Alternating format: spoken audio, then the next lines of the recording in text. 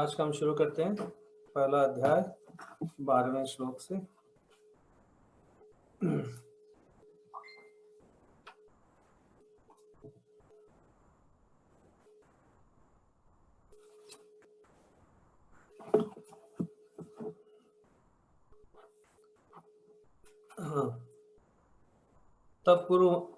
तब कुरुवंश के वयोवृद्ध परम प्रतापी एवं वृद्ध पितामह ने सिंह गर्जना की सी ध्वनि करने वाले अपने शंख को उच्च स्वर से बजाया, जिससे दुर्योधन को हर्ष हुआ। तो दुर्योधन को इनकरेज करने के लिए भीष्म पितामह ने खूब जोर से अपना शंख बजाया, ताकि वो दुर्योधन थोड़ा सा अपने आप को वीक महसूस कर रहा था। तो इस शंख की ध्वनि से दुर्योधन वापस हर्षित हुआ। ततः शंकाश्च भैर्यश्च पणवानक गोमुखा स सेवाभ्यंतः स शब्दो तुमलो भवत्। तत्पश्चात शंख नगाड़े बिगुल तो रही तथा सिंह सहसा एक साथ बज उठे।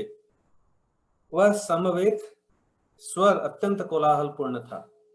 तो ये कौरवों के अलग अलग जो इनके जो बजाने की चीजें थी वो एक साथ बज उठी, पर वो कोलाहल पूर्ण था उनकी जो ध्वनि थी। अब पांडवों के शंखों की बात कही जाएगी। तथा श्वेतैर्हयैर्युक्ते महति शंदने स्थितौ माधव पांडवश्चैव दिव्यो शंखो प्रदध्मतु।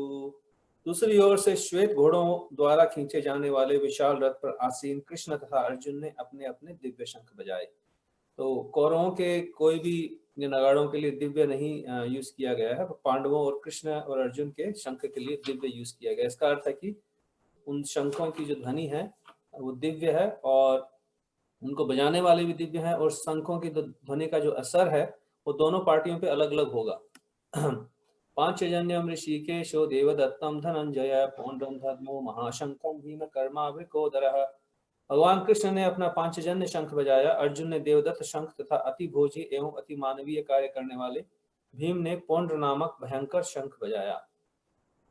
अनंत विजयम राजा कुंती पुत्रो युधिष्ठिर नकुल सहदेवश्च सुघोष मणिपुष्पकौ काश्यश्च परमेश्वास शिखंडी च महारथ धृष्टद्युम्नो विराटश्च सात्यकी अपराजितः द्रुपदो द्रौपदेयश्च सर्वशः पृथ्वीपते सौभद्रश्च महाबाहु शंखान् दद्मुः पृथक् पृथक्।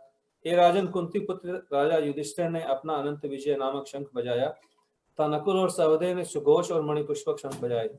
महाधनुधर काशीराज परम योद्धा शिखंडी धृष्टद्युम्न विराट अजय सात्यकी द्रुपद द्रौपदी के पुत्र सुभद्रा के महाबाहु पुत्र आदि सबों ने अपने अपने शंख बजाए।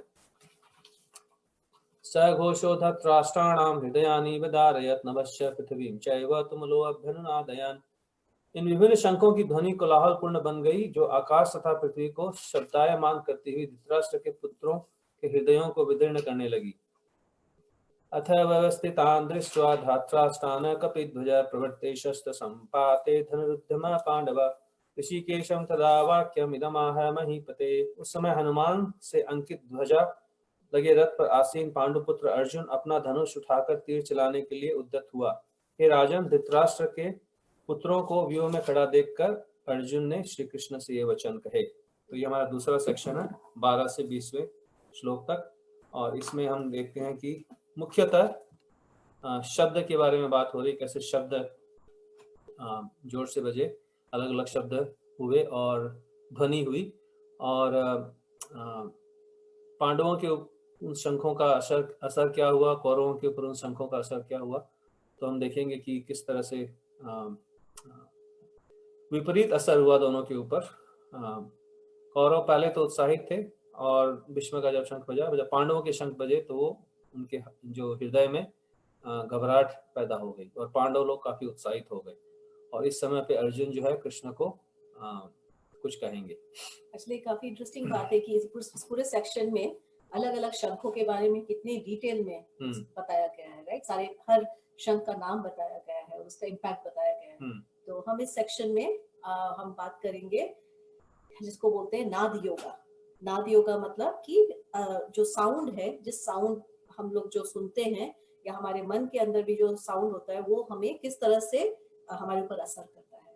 इसका बाद में yoga of sound is next, अभी विक्ट्री सिंबल्स। अच्छा, उसके बाद फिर तो अब इस समय पे ये भी देखते हैं कि अर्जुन के जो विजय के लक्षण है वो दिखाई दे रहे हैं, तो उनके बारे में चर्चा करेंगे कि विजय के लक्षण अर्जुन के क्या हैं और उनसे हम क्या सीख सकते हैं कि हमारे जीवन में भी हम सफलता के और विजय के लक्षण कैसे हम ला सकते हैं।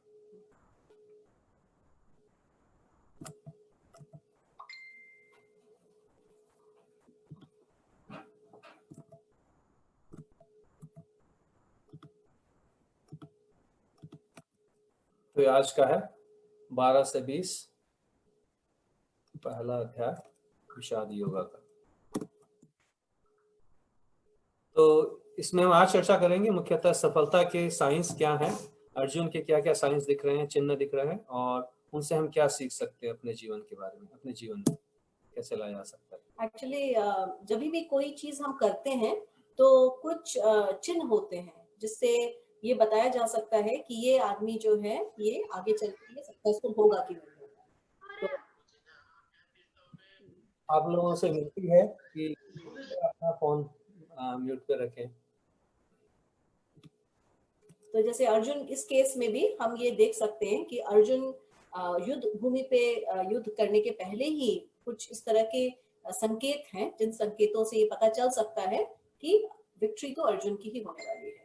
कई बार हम सोचते हैं कि जो हमें सफलता मिलती है जीवन में, हम केवल अपने आप पे निर्भर हैं और किसी की जरूरत नहीं है, पर सफलता के बहुत सारे कारण होते हैं, और हम भी एक कारण होते हैं, बट हम कंप्लीट कारण नहीं होते, पूर्ण कारण नहीं होते। तो अर्जुन के केस में हम देखते हैं कि जो सबसे पहला जो सक्सेस का, जो सफलता का जो चिन्ह दिखाई देता है वो कौन सी जगह पे है।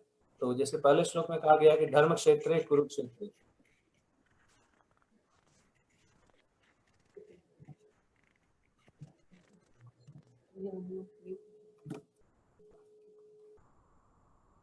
तो अर्जुन के केस में वो धर्म क्षेत्र और कुरुक्षेत्र है। तो कुरुक्षेत्र जो धर्म क्षेत्र है, और उस जगह पे होने के कारण उस जगह का जो प्रभाव है वो अर्जुन की सफलता इंगित करता है। तो इसलिए ये सफलता का जो एक जो चिन्ह है कि हम कौन से जगह पे हैं, या हमारी मनोस्थिति क्या है। उसका दूसरा अर्थ ये भी है कि आप कौन से स्पेस में हो, आपकी मनोस्थिति क्या है, आपने अपने चारों तरफ कैसा वातावरण, कैसा क्षेत्र बनाया है, अपने मन का और बाहर का क्षेत्र कैसा है।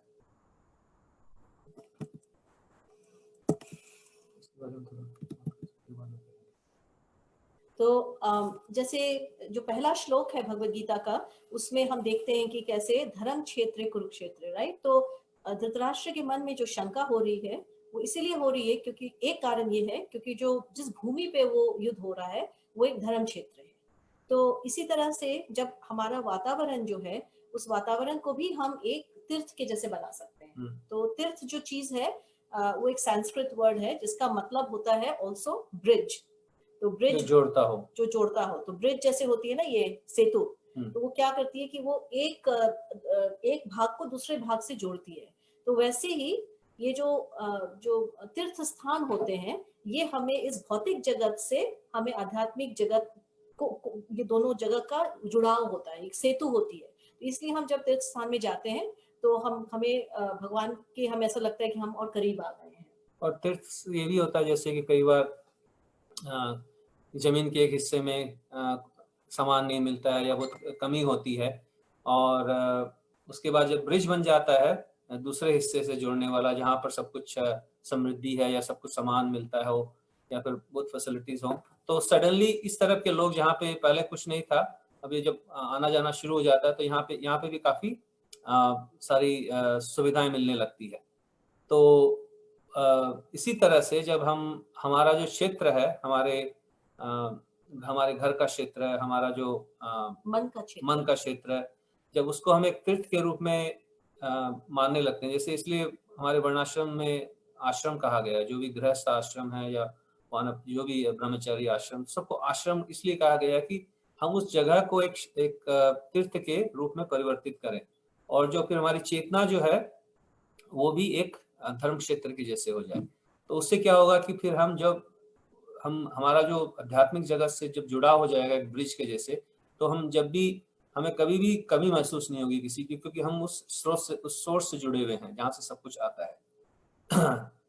तो इससे हम ये सीख सकते हैं कि हमें अपना जो जीवन है एक आश्रम एक तीर्थ के जैसे बनाना चाहिए जितना हो सकता है, और उससे हम सफलता प्राप्त कर सकते हैं हर हर हर हर हर तरफ, अपने पारिवारिक जीवन में, अपने व्यापारिक जीवन में, अपने सामाजिक जीवन में हम हर तरह की सफलता प्राप्त कर सकते हैं। तो तीर्थ का मतलब ये भी होता है कि उस स्पेस में हम नेगेटिव थॉट्स हैं, राइट? सो क्योंकि आजकल तीर्थ जो है, हम जब जाते हैं कोई भी तीर्थ में तो हम देखते हैं कि वहां में कुछ भी हो रहा है, राइट? कमर्शियल हो गया है बहुत, या वहां में जाके हमें लगता है कि यहाँ तो चीटिंग भी हो रही है। तो तीर्थ का मतलब एक्चुअली होता है सेक्रेड स्पेस, मतलब कि एक ऐसा एक वातावरण जहाँ पे पुण्य स्थान, जहाँ पे कि कोई भी इस तरह की नेगेटिव चीज जो है वो आ नहीं रही हो, और जहाँ पे वाइब्रेशन, मतलब कि वहाँ की जो ध्वनि है वो बहुत वो हो, आध्यात्मिक हो। जैसे मंदिर जाते हैं तो क्यों अच्छा लगता है, क्योंकि वहाँ घंटी बजती है, वहाँ पे भगवान का नाम का स्मरण होता है, उच्चारण होता है, तो उस माहौल के कारण हमें शांति मिलती है। तो सेम माहौल जो है व्यक्ति अपने अपने जीवन में भी हर समय रख सकता है, और इसलिए वो हर समय तीर्थ में रहेगा। और अगर कोई तीर्थ, अगर ऐसे वातावरण में अगर कोई रहेगा तो उससे उसके मन पे असर पड़ता है। तो जो हमारा जो बाहर का जो एनवायरनमेंट है वो हमारी मनोवृत्ति को भी चेंज करता है। तो इसीलिए जहाँ तक हो सके हमें ऐसा बताया गया है, हमारे जो भक्ति के जो आचार्य हैं वो बताते हैं कि भक्ति के एक 5 प्रमुख अंग में से एक प्रमुख अंग है हमेशा पुण्य स्थान में रहना। तो वो तो पॉसिबल नहीं है हमेशा, तो अपने स्थान को ही हम पुण्य स्थान बना सकते हैं। तो जैसे भगवान का नाम का जप करना, भगवान के दिए हुए वचनों को, भगवत गीता, श्रीमद् भागवतम, उनको घर में रखना और उनको रोज पढ़ना, भगवान को अपना भोजन अर्पित करना, फिर उसको प्रसाद के रूप में ग्रहण करना, तो ये सब चीजें जो सिंपल चीजें अगर हम नित्यता करेंगे तो हमारा घर और हमारा मन भी जो है एक तीर्थ बन जाएगा। अब ये जो है ये दूसरा चिन्ह है ये, जो कि एक्चुअली सबसे ज्यादा आवश्यक है ये चिन्ह, कि अब हम देखते हैं कि अर्जुन के ध्वज पर हनुमान जी का चिन्ह है ना? तो ये हम अपने आप से भी पूछ सकते हैं कि हमारे ध्वज पर कौन है। तो हमारे ध्वज पर कौन होने का तात्पर्य ये है कि हम किसको अपना रोल मॉडल समझते हैं, या हम किसको फॉलो करना चाहते हैं। तो आज के दिन में ज्यादातर लोग जो हैं वो ये जो एक्टर्स हैं, एक्ट्रेसेस हैं, राइट, या फिर कोई फेमस कोई आदमी है जो जिसके पास हो सकता है धन हो, और हो सकता है खूब शोहरत हो, लेकिन जिसका जो चरित्र है वो उतना अच्छा नहीं है। तो जब हम ऐसे लोगों को जब अपने ध्वज पर लगा देते हैं तो वो हमारे लिए एक रियल सक्सेस का वो एक चिन्ह नहीं है। और उसके विपरीत अगर हम कोई ऐसे एक इंसान को उस ध्वज पर लगाते हैं जो कि धर्म के मार्ग पे चल रहा हो, तो इस सेक्शन से हम ये देखते हैं कि उसके लिए फिर सक्सेस जो निश्चित है, क्योंकि जो हमारे ध्वज पे होगा इनके, वही हमारे विचारों में होगा, उसी को हम फॉलो करेंगे। हम किसको फॉलो कर रहे हैं? तो अर्जुन जो है वो हम देखते हैं कि हनुमान जी को फॉलो कर रहा है और उनके आदर्शों को अपने जीवन में अपना रहा है। तो इसलिए हमें ये देखना होगा कि हम हमारे ध्वज पे कौन इंकित है, रोल मॉडल कौन है हमारा। तो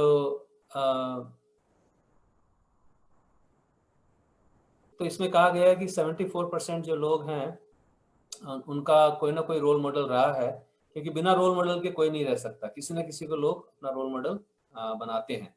और इसमें 81% लोगों ने कहा है कि जो रोल मॉडल है उन्होंने उनकी लाइफ में काफ़ी इन्फ्लुएंस किया है, उनके जीवन में अलग अलग तरीके से मुसीबतों से छुटकारा पाने में, या फिर अपने गोल्स को सेट करने में, या फिर लाइफ में आगे क्या करना है। तो रोल मॉडल हमें अलग अलग लेवल पे हर समय इम्पैक्ट करते हैं, चाहे उनको स्वीकार करें चाहे स्वीकार नहीं करें, पर अलग अलग लेवल पे हमें हर समय रोल मॉडल। तो अगर हम अपने आप चुनेंगे नहीं तो जो सोशल मीडिया है, टेलीविजन है और ये समाज है वो हमारे लिए रोल मॉडल चुनेगा। तो ये जैसे एक वीडियो ना इसके बाद में, तो जैसे ये भी आज के जमाने में ये सबसे बड़ी एक प्रॉब्लम जो दुनिया में देखने को मिल रही है, और बहुत सारे जो वैज्ञानिक लोग हैं और जो मनोवैज्ञानिक लोग हैं वो ये बात बोलते हैं कि बच्चों के लिए अच्छे रोल मॉडल्स की कमी हो रही है। तो ये जैसे ये एक वीडियो है जो हम आपको दिखा सकते हैं, फिर हम आपको उसका हिंदी अनुवाद करके पहले से बता देते हैं कि अब आज के दिन में अगर आप बच्चे से पूछे कि आपको क्या बनना है बड़े होके, तो बोलते हैं कि जो टॉप 4 चॉइस में से जो एक चॉइस है लोगों के पास वो ये है कि छोटे छोटे बच्चे यूट्यूब के सेलिब्रिटी बन जाते हैं या सोशल मीडिया में कोई अपने आप को बहुत बड़ा बना लेता है, चाहे चाहे कि वो सिर्फ 5 साल का ही है। तो ये इस ये एक न्यूज का क्लिप है, उसमें दिखाया जा रहा है कि किस तरह से ये बच्चों के लिए कितना खराब है। और वो जिस तरह से फेमस होते हैं वो सिर्फ ये सामान वो फेमस होके फिर वो खाली एडवर्टाइज करते हैं अलग अलग टॉयज के लिए या मॉडल्स बन जाते हैं। तो आप देख सकते हैं। और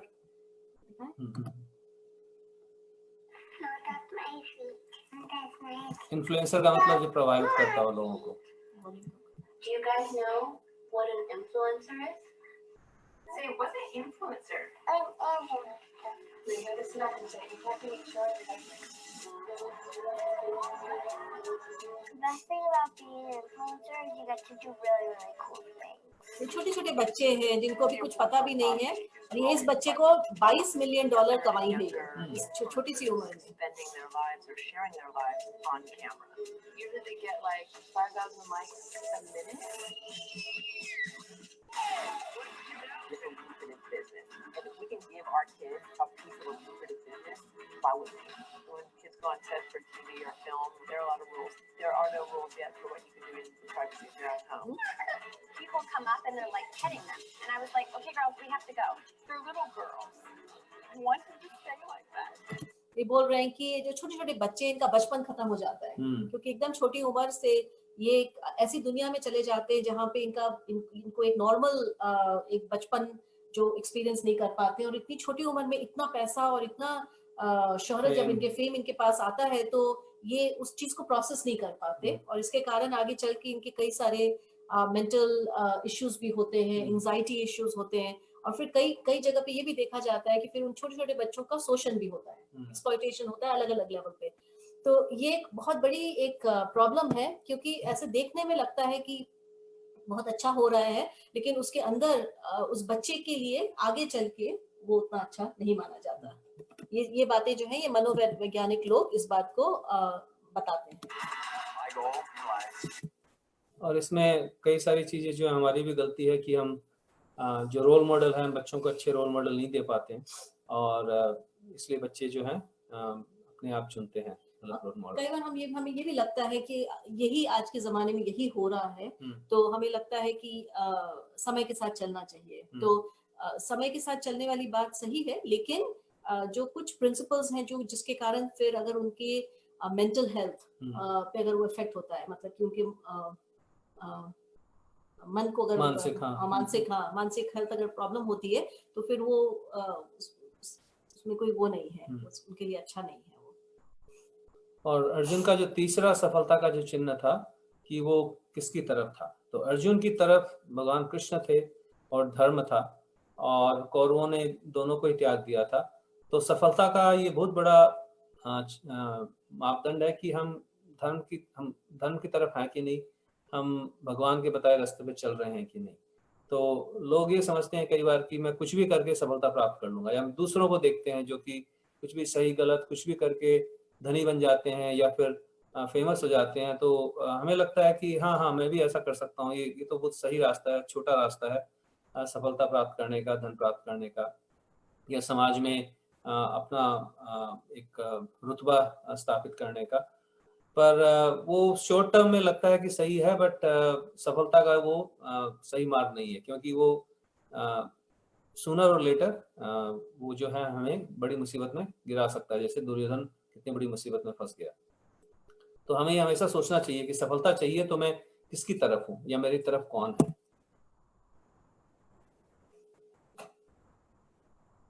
तो अगर हम सही रास्ते में नहीं होंगे तो फिर हमें बड़े कठिन चीजों से टकराना पड़ेगा। तो इसको पहले समझाना पड़ेगा क्या है। तो ये मतलब हम किसको फॉलो कर रहे हैं, राइट। तो हमें हमेशा कोई एक गाइड चाहिए जिसको हम फॉलो कर सकें, जो हमें सही दिशा दिखा सके, जैसे कि जिसकी बात को हम सही मान सके। तो जैसे आजकल हम लोग कहीं पे जाते हैं, अब हम लोग कई बार सोचते हैं कि एक जमाना था जब हमें एक जगह से दूसरी जगह जाने के लिए कितनी बार रास्ते में रुक रुक के लोगों से पूछना पड़ता था कि हम्म। अच्छा अब यहाँ से दाएं लें कि बाएं लें। हम्म, अभी जीपीएस आ गया, तो जीपीएस आ गया तो कितना कितना आसान हो गया, हम्म। क्योंकि हमें पता है कि हमें कैसे पहुंचना है किसी जगह पे। तो वैसे ये जो हम वीडियो आपको दिखाने जा रहे हैं उसमें एक बहुत बड़ी शिप होती है, तो वो जा रही होती है और उसको एक मैसेज मिलता है कि तुम 20 डिग्री तुम इस तरफ जाओ। उसको लाइट दिखती है सामने से, तो उसको लगता है कि कोई दूसरी जहाज आ रही है, तो वो काफी गर्व में आके बोलता है कि तुम मेरे रास्ते में हो, तुम साइड में हो जाओ। तो वहां से वापस आवाज आती है, सिग्नल आता है कि नहीं नहीं तुम दूसरी तरफ हो जाओ, हम्म। तुम अपना रास्ता बदलो। तो तो उसको बहुत क्रोध होता है, उसको लगता है कि मैं तो इतनी बड़ी वॉरशिप हूँ, तो कैप्टन होता है एक्चुअली उसमें, तो वो उसको बोलता है कि मैं तुम होते कौन है मुझे बोलने वाले कि मैं 20 डिग्री इधर जाऊं, तुम जाओ 20 डिग्री उधर। तो उधर से वापस आवाज आती है कि मैं लाइट हाउस हूँ। तो लाइट हाउस जो एक टावर होता है जो कि जहाजों को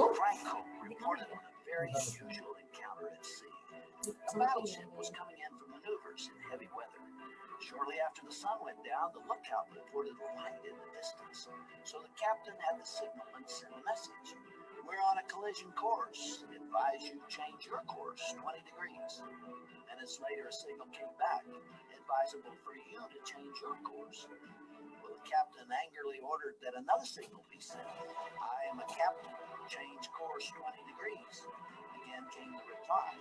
I'm a seaman second class. You better change your course. Furious by this point, the captain barked the final threat. I'm a battleship. Change your course. The signal came back. I'm a lighthouse. The captain changed his course. I don't care how big and powerful a person may become. It's foolhardy to ignore the things that warns you. तो वही है कि ये अगर जहाज जो है light house की बात नहीं मान के उससे भिड़ने की कोशिश करता तो वो चूर चूर हो जाता, तो उसने लाइट हाउस की बात मानी तो बच गया। तो उसी तरह से हम अपने जीवन में किसकी तरफ हैं, किसकी बात मानते हैं। अगर लाइट हाउस की बात नहीं मानेंगे तो हम दुर्योधन की तरह चूर चूर हो सकते हैं।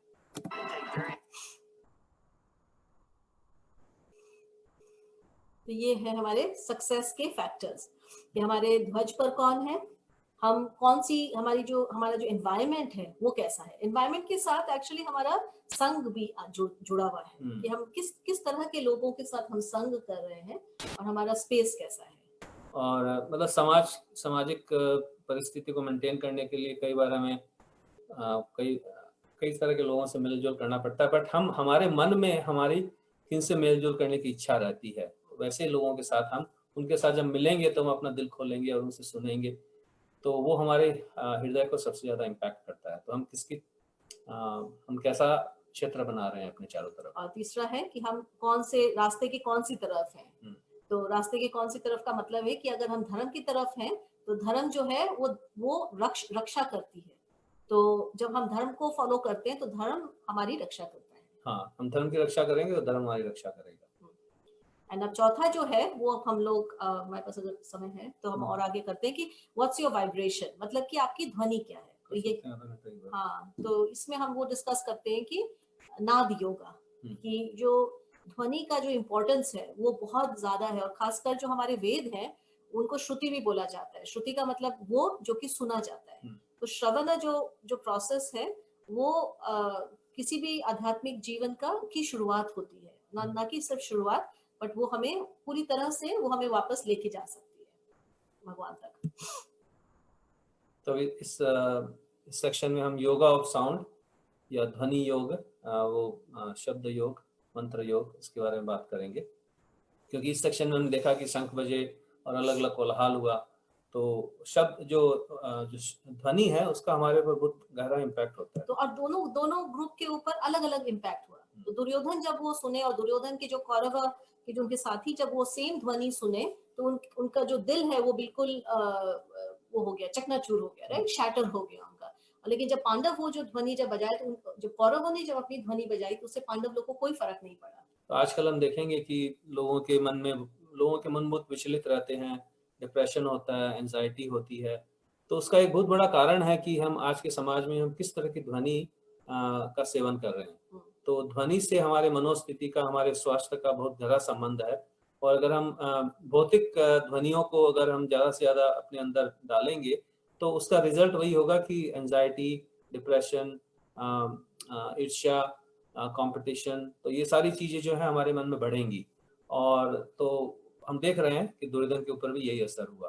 तो उसका जो तोड़ है वो हमें सीखना पड़ेगा कि हम कैसे ध्वनि अंदर ले जाएं। तो ये प्रभुपाद की एक प्रभुपाद ने अपनी भागवतम में ये बात लिखी है कि वेदांत सूत्र जो हमारे वेद हैं उसमें ये बात बोली जाती है कि सब पूरे जो ब्रह्मांड की जो रचना है वो साउंड या ध्वनि से या नाद से सब कुछ शुरू होता है। तो और जो हमारा जो भौतिक जगत में जो एक हम जो फंस गए हैं उसकी शुरुआत भी जो है वो भौतिक नाद से, भौतिक ध्वनि से होती है। तो ये बात जो है ये प्रभुपाद अपने भागवतम में कहते हैं। और ये सेम बात जो है ये बहुत विख्यात साइंटिस्ट है ये। तो मिकियो काकू, ये यूनिवर्स के ब्रह्मांड कैसे शुरू हुआ उसकी एक फेमस थ्योरी है, स्ट्रिंग थ्योरी। तो उसके जनक हैं ये। और इन्होंने ये भी कहा है कि कैसे इन्होंने अपनी जो शोध है इसमें उन्होंने ये मतलब जाना कि पूरा यूनिवर्स जो है वो मतलब शब्द के कारण ही चल रहा है। तो मतलब वो बोलते हैं ये बात कि ये जो पूरा जो यूनिवर्स है ये एक वाइब्रेट, जब हम कोई चीज बजाते हैं जैसे गिटार बजाते हैं या सितार बजाते हैं तो उसमें स्ट्रिंग्स होती है ना, तो वो स्ट्रिंग को जब हम ऐसे वाइब्रेट करते हैं तो उससे साउंड निकल कर आती है। तो ये बोलते हैं कि पूरा का पूरा यूनिवर्स जो है वो उस वाइब्रेटिंग स्ट्रिंग का साउंड है, वो उसके जैसे वाइब्रेट कर रहा सुन है। के कैसे होगा। String field theory, one of the main branches of string theory. The latest version of string theory is called M theory, M for membrane. So we now realize that strings can coexist with membranes. So the subatomic particles we see in nature, the quarks, the electrons, are nothing but musical notes on a tiny vibrating string. बोलते हैं कि सब कुछ What एक is musical physics? Note की जैसी है, Physics is Hindi में nothing translate but the laws of harmony that you can write on vibrating strings. What is chemistry? Chemistry is nothing but the melodies you can play on interacting vibrating strings. What is the universe? The universe is a symphony of vibrating strings. तो basically ये कह रहे हैं कि पूरा ब्रह्मांड जो है स्ट्रिंग के ऊपर जो ध्वनि आती है उसके जैसे वाइब्रेट कर रहा है। और केमिस्ट्री जो है उस ध्वनि को जब हम लिख देते हैं, राइट, हाँ। जब हम क्योंकि जैसे हम जैसे हिंदुस्तानी म्यूजिक भी सीखे, कर्नाटिक सीखे या वेस्टर्न क्लासिकल म्यूजिक सीखे, तो वो सारी ध्वनि को हम उसको एक पर्टिकुलर तरीके से हम लिख सकते हैं। तो जो फिजिक्स, मैथ, केमिस्ट्री ये है कि उस ध्वनि को कैसे अलग अलग तरीके से लिखा जाता है। तो And then what? तो ये बहुत अमेजिंग बात है कि जब हम लोग साइंस की तरफ से जब हम ये बात सुनते हैं तो हमें हमारे मन में एक ऐसा लगता है अच्छा आश्चर्य आता है और लगता है अच्छा कितना इन लोगों ने समझ लिया। और जब हम ये सेम बात जब हम अपने वेदों में सुनते हैं तो हमें लगता है कि पता नहीं मन गढ़ंत पुरानी कोई बातें हैं, किसने देखा है। ये सेम बात जो है कृष्णा बुक में प्रभुपाद लिखते हैं कि ये पूरा जगत जो है वो कृष्ण के ध्वनि या कृष्ण के संगीत से भरा हुआ है। ये सेम बात जो है ये साइंटिस्ट भी सेम बात बोल रहे हैं। और जब ब्रह्मांड की जब रचना होती है तो कृष्ण की जो मुरली की ध्वनि है, वेणु की ध्वनि, वो ब्रह्मा जी के हृदय में जाती है और वहीं से उनको सारी विश्व की रचना की ज्ञान प्राप्त होता है। तो इसलिए जो ये ब्रह्मांड जो है ये ध्वनि पे टिका हुआ है, ध्वनि से आता है और ध्वनि पे ही टिका हुआ है। तो इसमें ये भागवतम में सांख्य योग में ये बताया गया है कि कैसे हमारे जितने भी ब्रह्मांड में ये रचना कैसे होती है। तो सबसे पहले ध्वनि उत्पन्न होती है और ध्वनि से फिर आकाश और हमारा कान उत्पन्न होता है और उसके बाद उससे उत्पन्न होती है हवा और हवा के कारण फिर हमारा जो त्वचा होती है, जो सेंस ऑफ टच, वो उत्पन्न होता है। और हवा में दोनों गुण होते हैं, त्वचा के सेंस ऑफ टच के और सुनने के दोनों। इसलिए देखेंगे हवा जब कई बार जोर से चलती है तो आवाज आती है साए साए, जो इसलिए हवा में दोनों गुण होते हैं। और हवा से फिर उत्पन्न होती है अग्नि। तो अग्नि में होता है देखने की शक्ति या फिर सेंस ऑफ साइट, और उससे फिर उत्पन्न होती है आंखें। अलग अलग जीव जंतुओं की आंखें अग्नि से उत्पन्न होती है। और अग्नि में तीनों गुण होते हैं, ध्वनि का और टच का। तो इसलिए आप देखेंगे कि आग में भी आवाज होती है, जब आग जोर से जलती है तो उसमें आवाज आती है और उसमें हवा भी होती है, टच भी होता है। और फिर अग्नि से उत्पन्न होता है पानी। पानी में होती है चखने की, पानी से उत्पन्न होता है सेंस ऑफ टेस्ट या फिर कोई भी चीज चखने की शक्ति। और फिर उससे उत्पन्न होती है जिह्वा, अलग अलग जीव जंतुओं की जिह्वा। और पानी में ये पहले वाले तीनों गुण होते हैं और अपना एक विशेष गुण होता है जो कि चखने का, जो कि पहले तीनों में नहीं होता। और फिर पानी से उत्पन्न होती है धरती, और धरती में एक विशेष गुण होता है वो सूंघने का, सेंस ऑफ स्मेल। और ये पहले वाले चारों गुण भी धरती के अंदर होते हैं। तो इस तरह से ये सृष्टि की निर्माण होती है, और इन 5 महाभूतों से फिर अलग अलग वस्तुओं का निर्माण होता है। और ये पूरी सृष्टि इस तरह से आप देखेंगे कि ध्वनि या शब्द से ही सारी सृष्टि की निर्माण होती है। अच्छा, ये आपको अच्छी लगेगी ये तो इसमें दिखाया जा रहा है कि ये जो साउंड होता है इसका हमारे ऊपर कितना बड़ा इम्पैक्ट होता है। तो ये एक एक्सपेरिमेंट किया गया था। तो इस एक्सपेरिमेंट में इन्होंने देखा कि जब साउंड जो बालू होती है, रेत होती है, उसको उसके ऊपर जब हम साउंड करते हैं क्रिएट, तो वो रेत जो है वो अलग अलग तरीके के डिजाइन्स अपने आप बनाने लगती है। और पानी के ऊपर ये साउंड जब आता है तो पानी का भी जो रूप है वो चेंज होने लगता है। तो हम जैसे भगवत गीता भागवतम में पढ़ते हैं कि शब्द से रूप आता है, या शब्द जो है, अभी हमने देखा कि साउंड से बाकी सारे एलिमेंट्स आते हैं, फिर उनसे विश्व रस। तो हमें लगता है कि वो तो पता नहीं कैसी अजीब अजीब बातें कर रहे हैं लोग। पर हम जब देखते हैं मॉडर्न एक्सपेरिमेंट में, हम देखेंगे कि ध्वनि में इतनी शक्ति है कि वो हर चीज को रूप दे सकती है। तो वही हम देखेंगे। तो इसीलिए जब हम लोग चैंटिंग के बारे में बात करते हैं और चैंटिंग के लिए ये बोला जाता है कि नाम से रूप, रूप से गुण, गुण से लीला, हमें लगता है कि ऐसे कैसे पॉसिबल है। लेकिन जब ये देखते हैं तो ये समझ में आता है कि अच्छा हाँ, साउंड के अंदर रूप छुपा है।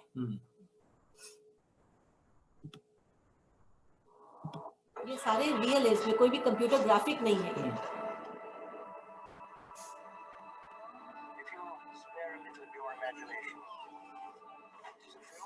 Describe to you the effect of cymatic frequencies.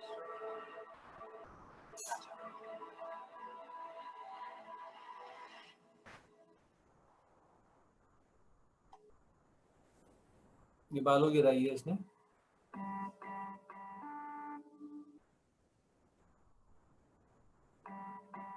देखिए कितने सुंदर सुंदर इसमें अलग अलग तरह के बन रहे हैं फॉर्मेशंस।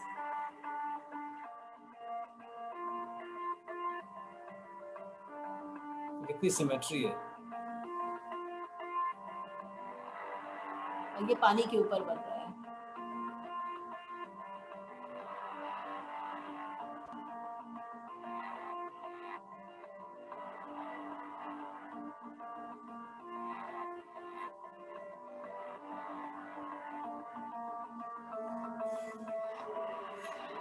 ये देखिए, ये पानी बिल्कुल चेंज हो रहा है।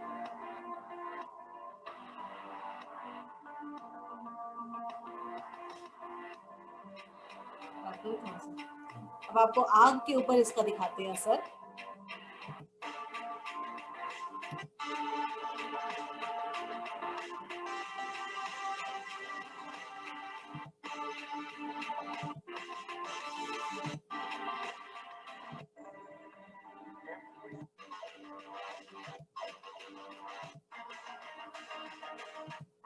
अब ये अपनी आग जलाएगा और ये आग के ऊपर दिखाएगा।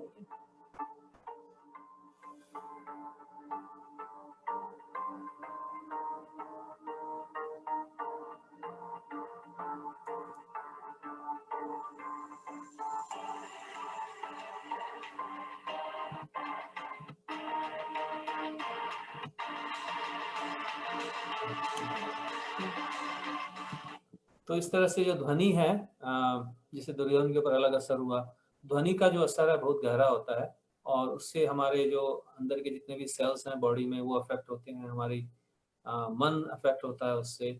हम अपने आप को किस तरह से देखते हैं, दुनिया को किस तरह से देखते हैं, ये सारी चीजें प्रभावित होती है ध्वनि से। तो इसलिए सही ध्वनि के साथ अपने आप को रोज जोड़ना जो कि बहुत आवश्यक है।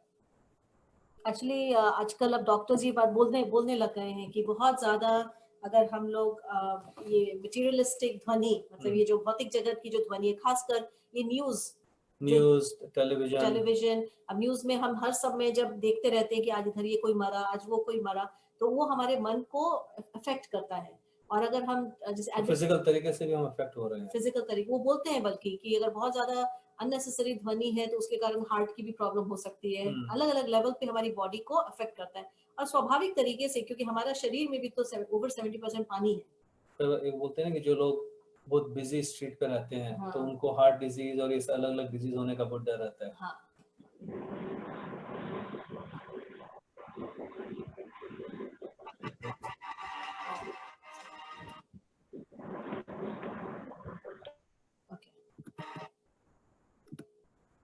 स्विच, अच्छा ये स्विच वाला, तो ये भी एक अमेजिंग बात है कि साउंड का हमने देखा कि कैसे साउंड के अंदर रूप होता है, लेकिन साउंड जो है वो हमें हील भी करता है। जैसे अभी हमने बताया कि साउंड अगर अच्छी नहीं हो तो उससे हमें अलग अलग तरह की बीमारियां हो सकती है। कई बार साउंड हमारे अंदर भी होती है, कि जैसे हम अंदर से भी कई बार हमेशा खाली नेगेटिव सोचते हैं, हमेशा दुखी रहते हैं, या हमें ऐसा लगता है कि कुछ सही नहीं है, ये इंसान ऐसा क्यों है, वो इंसान ऐसा क्यों है, तो वो भी एक अंदर का साउंड है। उस साउंड से भी हमारे बॉडी में अलग अलग तरह से प्रॉब्लम हो सकती है, और साउंड जो है हील भी कर सकता है। तो इसलिए देखते हैं कि कई लोग जो है बच्चों को पेट से ही अच्छा म्यूजिक सुनाएंगे, जैसे मोजार्ट का, या फिर उनके इंटेलिजेंस बढ़ाने के लिए, या भागवतम पढ़ते या हैं, भागवतम पढ़ते हैं, भगवत गीता पढ़ते हैं, तो उसका असर काफी गहरा होता है। तो उसका एक एग्जांपल ये है कि बर्लिन में एक सुएज प्लांट था, जिसमें कि सुएज प्लांट का मतलब कि जैसे एक नाला, सुएज प्लांट में जो शहर का जितना भी गंदा नाले से जो नाला जो है वहाँ जा सुएज प्लांट में जाता है, फिर वहाँ से लोग सारा कचरा निकाल के उसको साफ करते हैं, उस पानी को फिर साफ करके आगे भेजते हैं। तो उस सुएज प्लांट में वो कचरे को क्या उसको खत्म करने के लिए, बचाने के लिए कुछ मैकेनिज्म चाहिए। तो ऐसे उन्होंने क्या किया कि मोजार्ट का जो म्यूजिक है वो प्ले किया, क्योंकि वो कचरे में बहुत सारे बैक्टीरिया और इतनी सारी चीजें रहती हैं, कीटाणु रहते हैं। तो वो जब वो म्यूजिक प्ले किए तो वो कीटाणु जो है वो और अच्छी तरह से उस सारे जो कचरा जो जमा हुआ था उसको खा के वो कर पाए। तो इसके कारण इन लोग के एक्चुअली मतलब हजारों डॉलर का इनका सेविंग हुआ इसके कारण।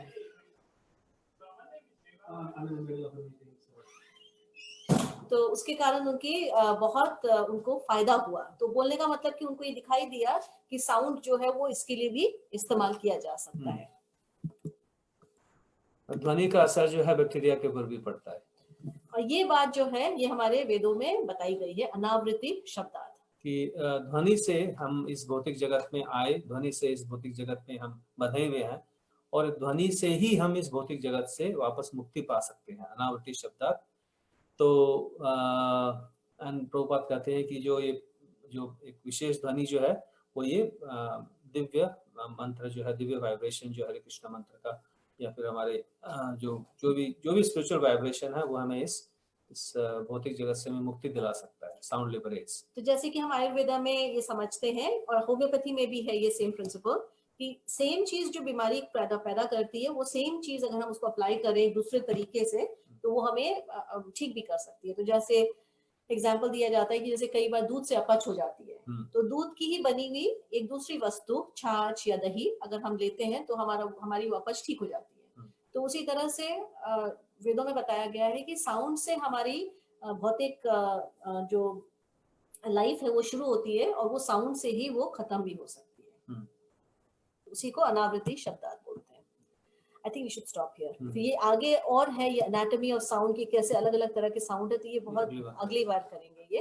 अब हम यहाँ पे स्टॉप करके अगर आपके कोई सवाल हो, कुछ थॉट्स हो तो हम डिस्कस कर सकते हैं।